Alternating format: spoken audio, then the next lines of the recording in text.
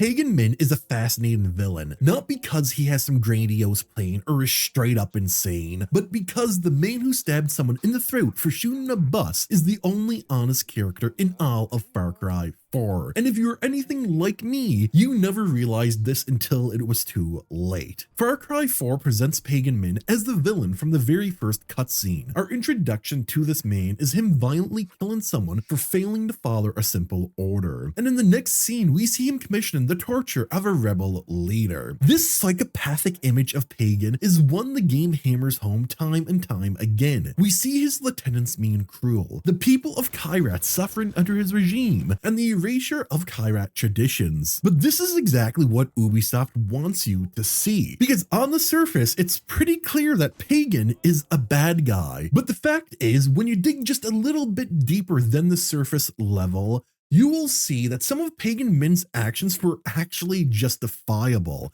and that out of all the leaders, he would simply be the best one. If you had any moral decency at all, you're probably thinking right about now, how the hell can this random YouTuber justify Pagan's actions? Well, I'm about to do just that. My first point of defense is the opening scene. We see the Royal Guard firing on the bus AJ is on. Pagan comes down in a helicopter and murders the guard responsible. This scene did exactly what it was supposed to do. It showed the brutality Pagan harbors behind his glamour. But let's look at this from another point of view. We see AJ passing his passport to Darpin, a lieutenant of the Golden Path, and when they get to the checkpoint, two Golden Path soldiers hop out of the bus and start firing. Right away, before AJ even knows who the Golden Path are, they already have plans for him. One can surmise that if they never got stopped at that checkpoint, Darpin would have brought AJ straight to Amida and Sabal and thrusted him into a civil war he knew nothing about, simply because his father founded the rebels. Once everyone is off of the bus, we see Pagan giving the soldier who shot at it a lecture about the difference between stop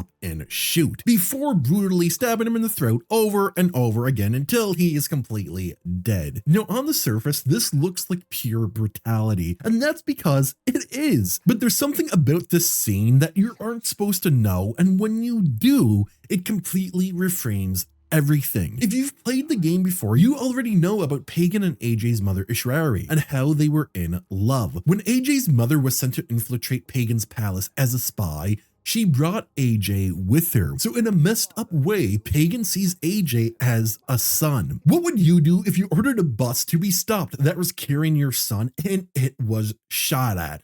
Personally, I don't think I would have done what Pagan did, and his actions can seem a little bit more drastic than the average humans. But when you put it into perspective that his adoptive son was on this bus and could have possibly been killed because somebody was not following their orders, it becomes a little bit more justifiable. But if you still need convincing that Pagan Min isn't the bad guy of this tale, well, just stick around for a bit longer. Because after AJ is pulled off of the bus, we get the infamous dinner scene. Pagan doesn't treat AJ like an enemy, but rather like a friend he hasn't seen in a while. Darpin gets dragged away to be tortured, and we are told to stay put. If we do this, we get a secret ending where Pagan brings us to the shrine of Lakshmana, and the game ends. If we don't, and if our curiosity gets the better of us, we see Darpin getting tortured and eventually join up with the Golden Path. Watching Darpin get tortured does something really interesting and quite deceiving. As human beings, we automatically think of unnecessary suffering as a bad thing. So Paul torturing Darpin is supposed to signal to us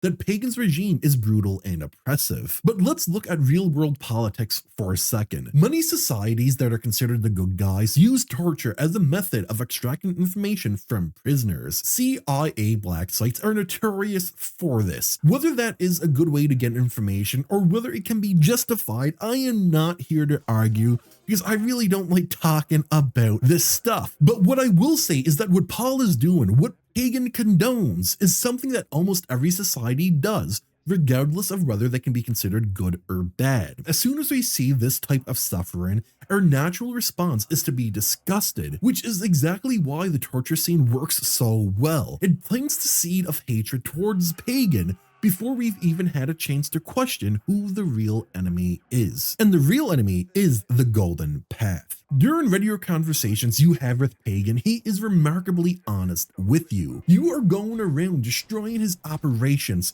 threatening his rule, yet he isn't mad.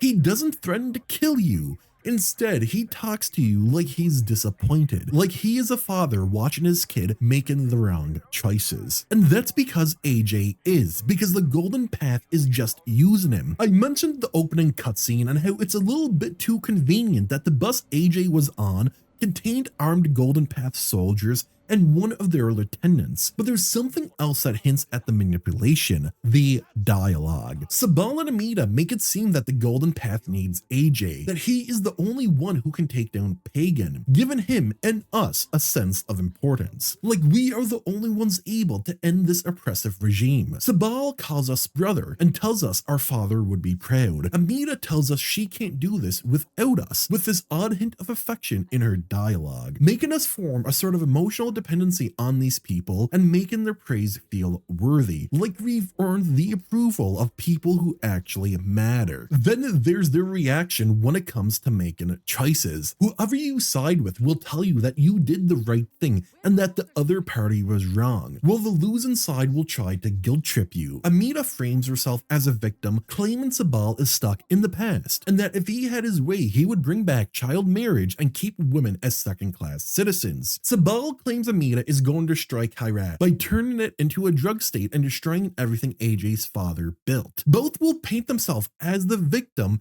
to try to guilt AJ into doing their bidding. And the crazy thing is, other characters outside of the Golden Path that AJ meets tells him that they are lying to him. They don't explicitly say, hey, the Golden Path is using you. I believe the exact line they use is they're lying to you or they lie to you, something like that. But it is very clear that people know that the Golden Path isn't as good as they pretend to be. Now, this is just my personal read on it, but I think that using AJ was Sabal's plan from the very start. Think about it. When you first meet Sabal, he's genuinely glad to see you, but Amita isn't. That's because Sabal had already built this entire narrative and playing around Mohan Gale's son returning to liberate Kyrat. That's why Darpan was on that bus. That's why there were armed Golden Path soldiers ready to lay down their lives in what at first looks like a random moment at a checkpoint. That level of preparation doesn't happen by accident. Sabal knew AJ was coming, knew his route, and had people in place before AJ even set foot in Kyrat to make sure that he was delivered straight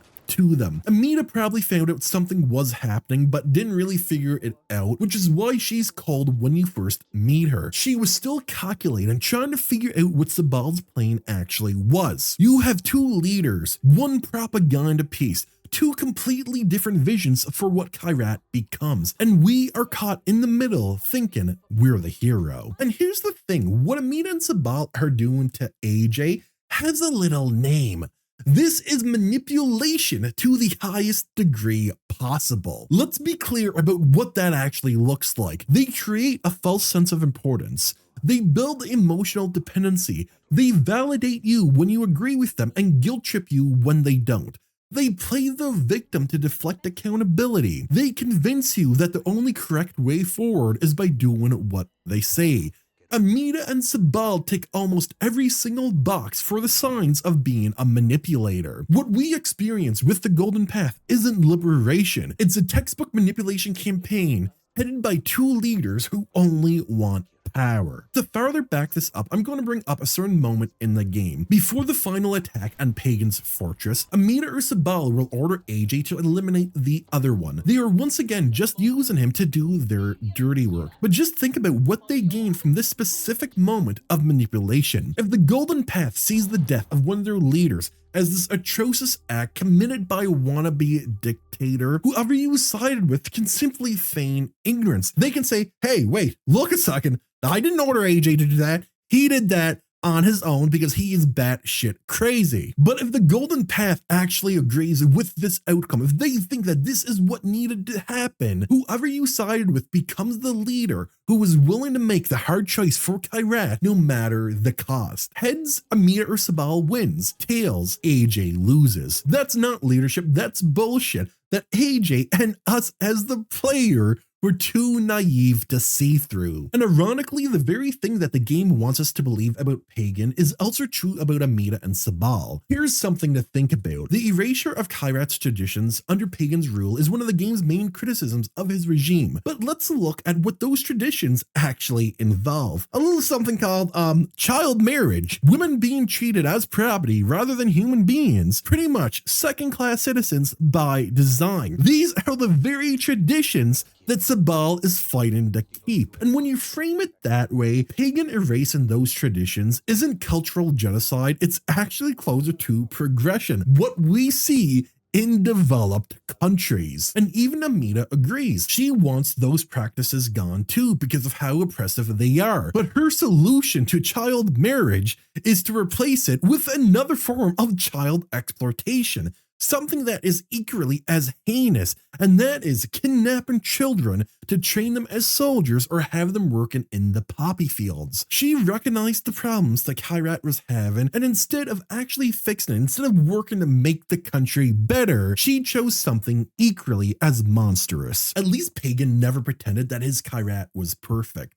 The Golden Path promised liberation, but instead they just put on a brand new sparkling pair of chains on the people of Kyrat, which makes what Pagan does next even more remarkable. Despite everything AJ has done and is doing, Pagan doesn't want to kill him. When AJ is betrayed by Hudson and captured by Yuma, Pagan treats his imprisonment more like a time out than a death sentence. Now, as someone who grew up in a household where you got grounded, not spanked, I can tell you that sitting alone with your thoughts for an hour really makes you reflect on what you did and why it was wrong. That's essentially what Pagan is doing to AJ, albeit with the help of some drugs. Then there's the moment Pagan chooses AJ over Yuma, his most trusted lieutenant who had been with him from the very beginning. Yuma wants AJ dead.